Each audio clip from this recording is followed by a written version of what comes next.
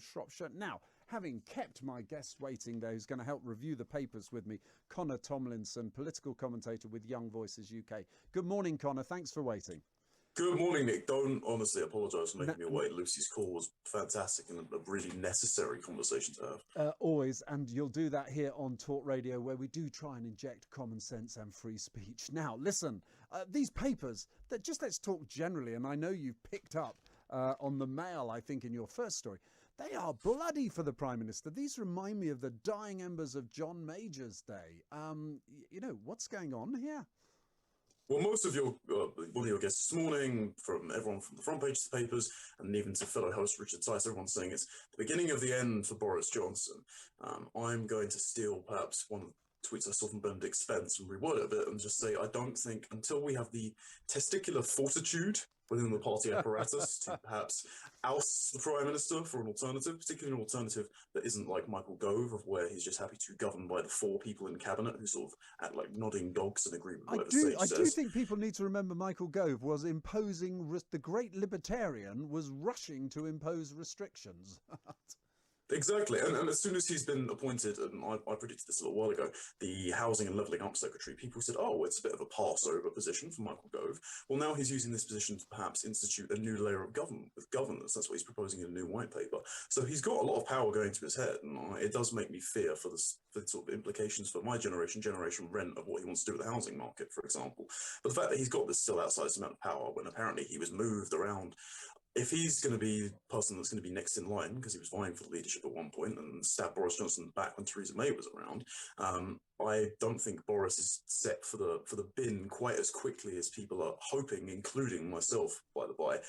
The Daily Mail, I picked that paper particularly because it was the most astonishing, because it had one of the smallest photos out of any paper, and all it just said was, there's one rule for them, one rule for us, and it summed up the entire mood of the fury throughout the country that says, 1, you are set to have a birthday bash. There's reports of up to 5 now between when they imposed Tier 4 and when they cancelled Christmas last year. And then all of a sudden, they're now instituting brand new rules off the back of that as, they're calling it a dead cat. If that's the case, I think Boris Johnson's become Tiger King in that regard. Do you think it is the dead cat strategy? Were these rushed for? I was pretty angry at the beginning of the show. Well, not angry. I was just actually frustrated. And I was saying, I see no logic to introducing these new rules now. The evidence is not there. We were told the government will wait 3 weeks for some evidence. They seem to have rushed everything forward. Is this simply to get us not talking about the party? And if so, it has failed, hasn't it? Well, I think it's a solution to such a problem, because I think there was a mask-off moment at the press conference where Boris said, I don't know why anyone's surprised. We had this cooked up since September. Number one, you guys were turning around and saying, this is just a threat measure to coerce people my age to get the vaccine. Well, that's profoundly immoral, trying to override medical consent to act as a collective coercion measure through state policies for you to get medical treatment. That's a very disturbing standard to use. But then this totally validates, and everyone who wants to call people conspiracy theorists are saying, there might be some implications for your civil liberties, all of these policies. This totally validates people that said, we're still concerned vaccine passports might be hanging around. And we said, don't worry about it. They're just threatening you. Well, it seems they were always on the table, even when we were told flat out they're taking them off. And that's why everyone that's turning around and calling Boris a liar, from the papers to even the opposition leader, who said he's going to vote for these measures, by the way, so how opposition are they? They're totally correct. And what does it say about cabinet government? 2 days ago, the Times was saying the cabinet are split on COVID vaccine passports. Well, hang on, they weren't that split, because here they are. Well, I wonder how much of the cabinet actually is, because as has been, Julie Harwood-Brewer talks about a hell of a lot, and I'm sure she's going to in her monologue this morning. It's about 4 people that's passing these things through. But even one of those 4 people, apparently the Chancellor, is now turning an about face in public, has been reported in the Financial Times and saying, actually, I didn't really want to vote for this. I think him and Liz Truss saying they've got reservations is their very tepid way of saying, we're positioning ourselves as the leader because we see the public mood is so against Boris. Even people in our own party are saying they're going to be drafting letters of what's the word I'm looking for? No confidence. There we go. I think they're saying, actually, we weren't fully on board with this. We're just moving with the party apparatus. So we're actually sensible alternatives who won't bring this in if we're saying that. Let's take this away from the party and put it into the reality. What about the stupid aspect of this, which you've highlighted in your story, page 2? Don't go to work, but do go to parties. And it is, once again, inherent stupidity. 10 days ago, we were told wear masks on trains, even though they're absolutely useless, right? But you can go to the theatre, where I did, and sat there with 700 people, no one, well, very few wearing a mask, and we were all enjoying ourselves with or without the mask. It's stupid, isn't it? So who's going to support stupid rules?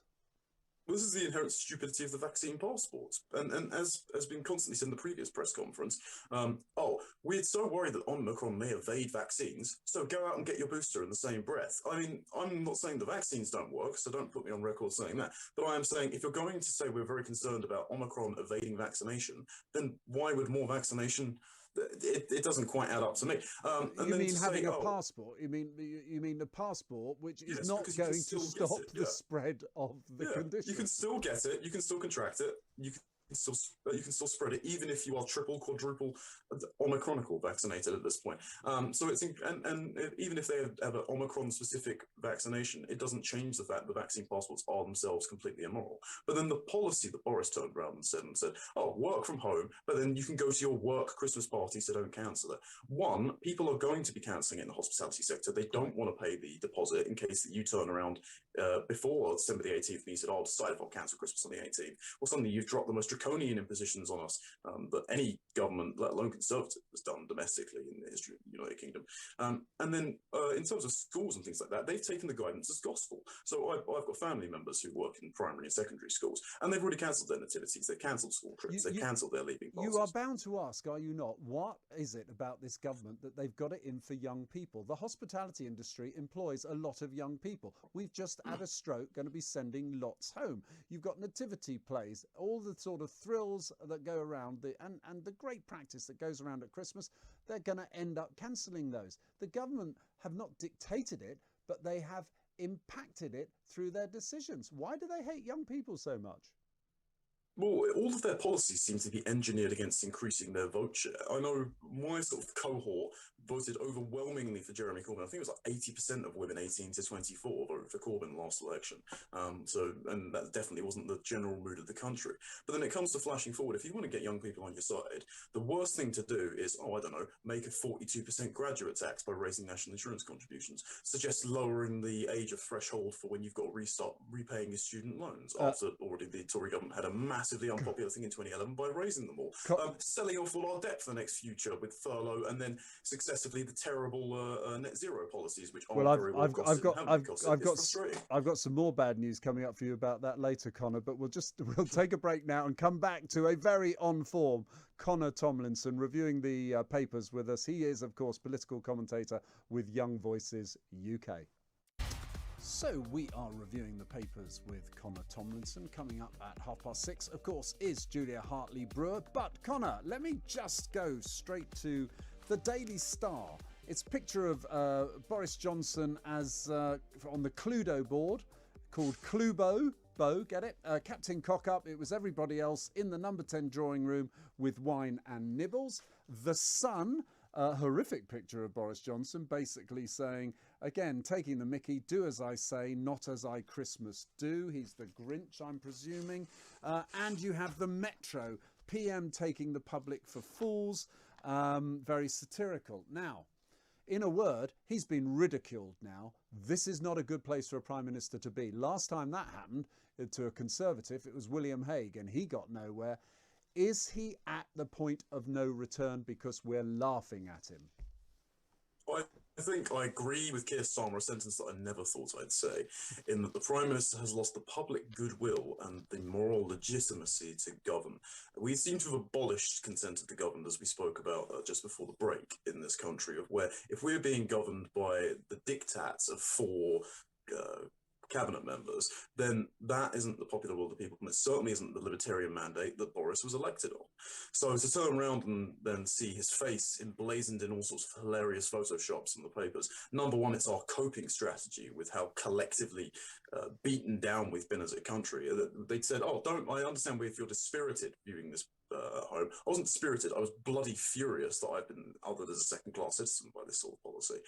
But the fact that his face is emblazoned as either the Grinch or a strange-looking chess piece from Cluedo, At this point, if he hasn't got the moral legitimacy to govern, he certainly hasn't got the mandate he would have. I think the sort of by-elections are a bellwether, especially in North Shropshire. It's going to be a bellwether on whether or not he's got that legitimacy. And I'm one of those people that's calling for him to go and hopefully be replaced by someone who's going to carry out the will of the people that have elected them in 2019.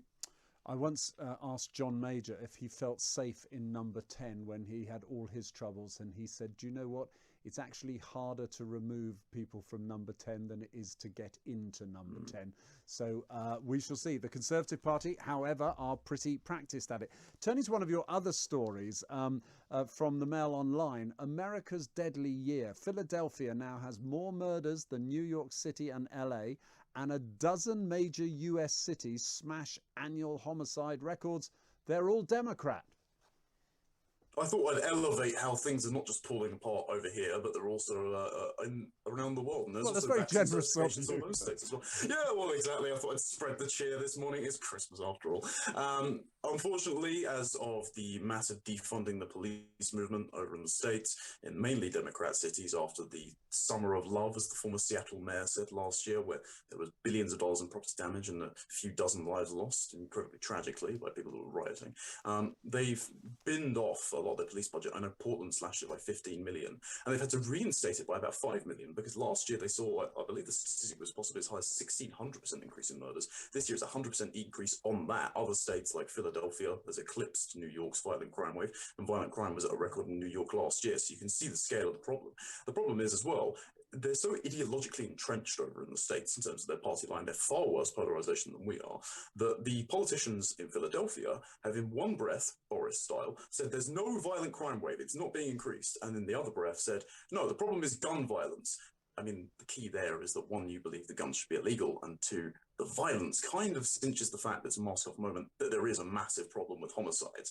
And again, a lot of these victims are young black men in the inner city. So if Black lives truly matter, then the Democrats would confront this problem institutionally. The politics in America, of course, are quite interesting at the moment. We've got Joe Biden. He's coming under, and I think he needs to come under far more scrutiny than he does, particularly over here where we piled in on Trump all the time. He's on the world stage again, isn't he? Talking tough to the Ukraine, but absolutely no intention of putting troops anywhere. It all seems a bit feeble with me. I think Putin's probably not troubled at all. What do you think? I think Joe Biden doesn't know what day of the week it is, so I don't think he can put up much of a fight against Vladimir Putin. He's definitely ruled out an invasion. And the thing is, I would not want to see troops on the ground unless absolutely necessary, but you don't rule out the invasion. One of Trump's secret foreign policy tactics is that they thought he was so unpredictable. They thought he was a madman. Media actually played into Trump being a bolstering, fortitudinal force on the world stage. And then when he's called Kim Jong-un Little Rocket Man, Kim Jong-un actually thought, well, I better meet with this guy in case he nukes me off the face of the earth. Nobody's got sort of faith in Joe Biden, especially when his policies actually ratify Russia. We saw this with Germany, and I've written about this, both the Adam Smith Institute and American Spectator over there trying to get the message out.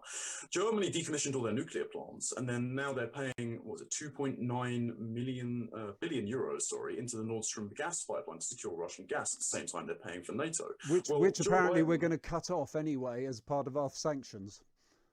Yeah, I'm not fully sure about that, because where else are we going to source it from, particularly because Joe Biden's policies ended up closing as well. The high gas prices ended up closing our fertilizer plants. That's why we had food shortages. But Joe Biden, on the first day of office, his first executive order was to reverse Trump's reversal of Obama's policy, to go back to the Obama days, and cut off Keystone XL. And he ruined Trump's American energy independence, despite the fact that America led the world in reducing emissions from 2017 to 2019 with domestic gas production and carbon capture. So they lost tons of American jobs, lost tons of American money, and so after the gas price hike, they went running to Russia, not only depleted their reserves, but have been buying oil from their geopolitical enemies. And now Biden's saying, oh, it's all OPEC's fault. Well, why did you turn the tap off in the first place? And America and the rest of your allies wouldn't be in this position. You're empowering Putin. Well, I'll give you one last quick word, if I may, because you've covered great ground today. Yesterday, it was only America that were not going to send diplomats to China in one of the Olympics, one of the most pathetic boycott signals I've seen. Why should we send politicians there anyway? Apparently the UK are joining, according to the Times. We're going to not send our politicians there. Is that because they all want to continue working from home, do you think, or is it just to look tough? I think there are some principled backbench politicians, particularly Ian Duncan Smith, has led the charge on this, as he spoke about on your network plenty of time. But as you said, it is quite tokenistic in just saying a diplomatic boycott. The true way of doing this, there's a twofold method. One, we could, in sort of Jesse Owens' spirit of the 1930s Olympics, send our athletes across and they could make a real statement, or they collectively just boycott the Olympics and make a real showing up there that people aren't showing up at all. And then when China wins plenty of these medals, it shows it for how performative and elitist and racist the Chinese party are. So we need to really ratify in this coming cultural Cold War and one over energy security as well, which Biden has worsened, our sides, and we need to take a stand on that. Listen, been fantastic to have you on Pleasure. the show. You've been covering some great ground for us there. That was Connor Tomlinson, political commentator with Young Voices UK, joining me there.